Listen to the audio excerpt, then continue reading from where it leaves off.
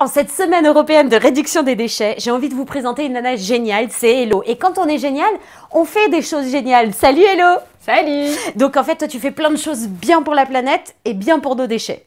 Enfin, j'essaye au maximum.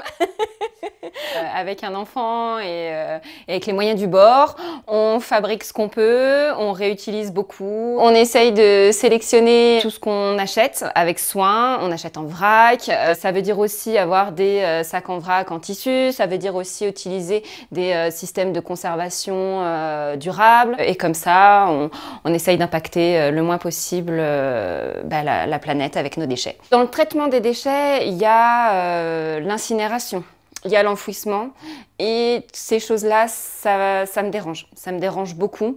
Ça crée une pollution qui est toxique et surtout en habitant dans une vallée comme la nôtre, on se rend compte que on a besoin de préserver notre nature. Et la nature, c'est nous aussi. On n'est pas des êtres indépendants de la nature, on en fait partie. Et c'est notre responsabilité en tant qu'humain, enfin c'est mon avis, de prendre soin et de prendre soin en réduisant l'impact qu'on a sur notre environnement. C'est important comme exemple pour mon fils et c'est aussi important par pure éthique, quoi, en me disant mais qu'est-ce que je vais laisser derrière moi? J'espère le moins de déchets possible. Si je dois acheter des emballages, parce que des fois on ne trouve pas tout ce qu'on veut en vrac, ou du moins de la qualité qu'on le souhaite, bien sélectionner l'emballage, faire attention et du coup le réutiliser. Voilà, on essaye de réduire au max le plastique et tout ce qui est aussi pas très bien recyclable, quoi. Je fais mes crèmes, alors ça c'est parti, d'ailleurs il faut savoir que j'ai commencé par là, je pense, parce que je voulais être sûre de ce que je mettais sur mon corps, sur ma peau, et aussi utiliser tout ce qui est savon solide. Alors c'est pas moi qui les fais, mais du coup je les achète à une copine qui les fait et ça permet du coup d'économiser tout ce qui est bouteilles en plastique. Et si bouteilles en plastique il y a, parce que bon, on nous offre toujours des cadeaux ou des fois on se retrouve un peu à court, et on réutilise des bouteilles, ça fait des jouets. Les emballages se recyclent. Moins de déchets, c'est aussi coudre ce dont on a besoin, faire ses sopalins maison, faire ses gants de toilette. Je fais mes emballages en cire. J'ai utilisé une vieille chemise Quicksilver que j'avais pour faire mes emballages de conservation, par exemple.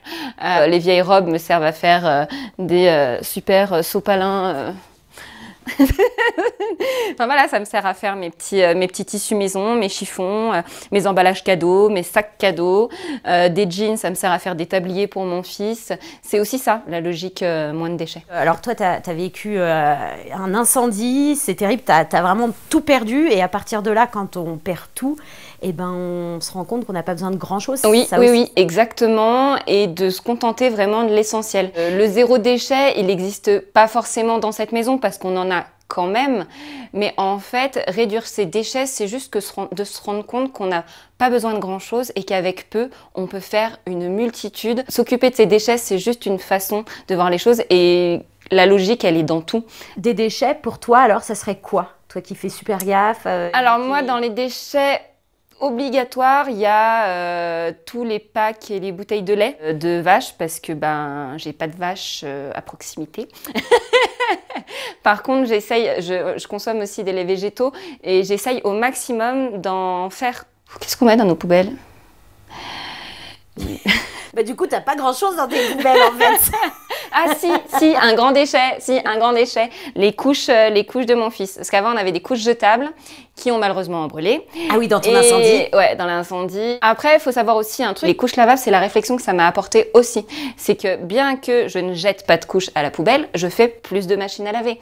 Alors voilà, la balance, tout est dans l'équilibre. Et Hello, du coup, il y a quoi dans tes déchets alors? Parce que du coup, on n'en a pas parlé alors. Alors, j'ai une bouteille de vin. Ah oui, si, on a des bouteilles de vin. Je vais avoir des conserves, ouais, parce que j'adore tout ce qui est... Faut être morue. Sardines, maquereaux, ça j'en raffole. Donc ça, évidemment, ça va finir en déchets. Et pas grand-chose, quoi. Pas grand-chose. Ce qui est déchets organiques, faut avoir un compost.